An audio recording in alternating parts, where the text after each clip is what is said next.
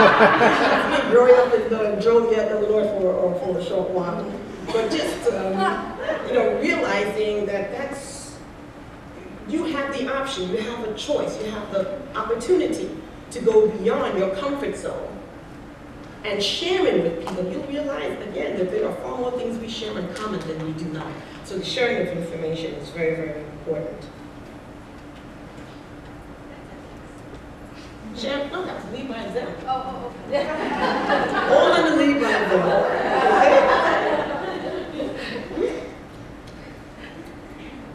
Number 2, hit them where it hurts. Lawsuits.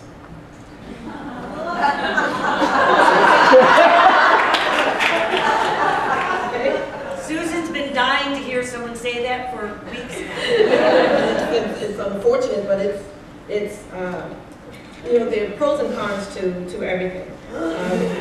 You realize that there are equal opportunity legislation in place. You see them always written on the bottom, especially of government, postings, positions of the like. And private industry is assumed that they practice the same. And at times there can be a backlash. We'll do the bare minimum, but it doesn't necessarily change perception. It was automatically assumed that a person, when you walk in, not from your name, that you're incapable. If they're Black or Latino, Asian, slightly different, perhaps, depending on the field. Depending on the field. So we're talking about having to educate. Again, that goes back to denial, silence, and apathy. It's a diseased mentality, and we have to find the antidote. We have to find what will help to kill that, eradicate that. So lawsuits are always available as an option. But realize it's something that takes significant amounts of time, and you have to be very committed to realizing that change. And that you don't leave it just limited to yourself, that you bring others with you. I'm not talking about the class action type lawsuit, but simply that you bring others to support the issue, the cause. That helps get the word out. And again, go beyond your race and your ethnic possible differences. And then of course, number 1, legislation. The creation of coalitions, building our voices to a crescendo, is how I like to refer to it, that is so deafening that the issue cannot be denied, that we will not be silenced, and our action could most certainly not be referred to as being apathetic. I'd like to share with you one example of a coalition. Because I know, it's an election year, and you'll find various organizations will collaborate to have a mayoral candidates forum and things of that sort. But there are so many different opportunities that are out there that we could work together.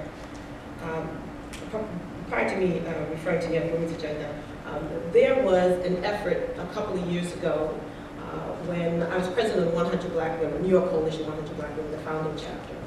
And I was approached by a dear colleague of mine for an opportunity to work with a New York State Senator, Jeff Klein, actually. And it was to bring support, bring attention to the elimination of the statute of limitations on rape and sex crimes.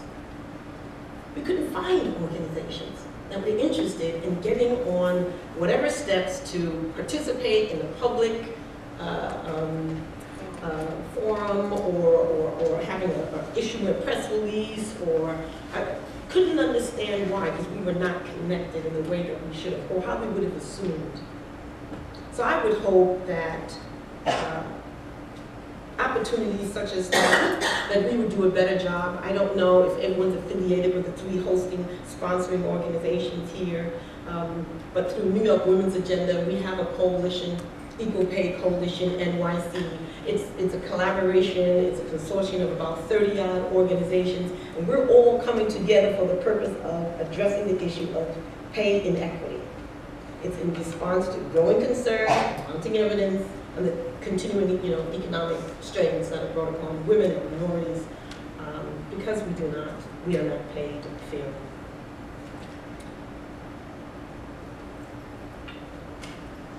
The New York Women's Agenda, if I may speak.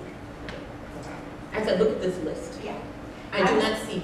I was just going to say that I think that's actually, unless it's really, you think it's going to fundamentally add to our understanding of what we're just saying, because I think you've done an incredible job of making that clear. And I would like to say in the breakout group, I think most people who are here are affiliated with one of the three sponsoring organizations, or all three.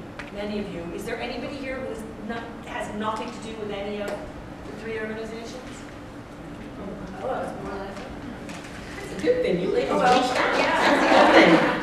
Because what I was going to suggest was that the idea of a coalition and coalition building and how we do that would be fabulous for you to do in this small group. No problem. And get folks that want to come and learn about that this is an immediate action item that we can move out of tonight, and we can form a coalition, and we can hopefully have some volunteers out here, and you can lead the way because you are so inspired. I didn't want to cut you off, but we are running behind, and so I want to get a little break, and I'm assuming there's information on your group's agenda, and the coalition.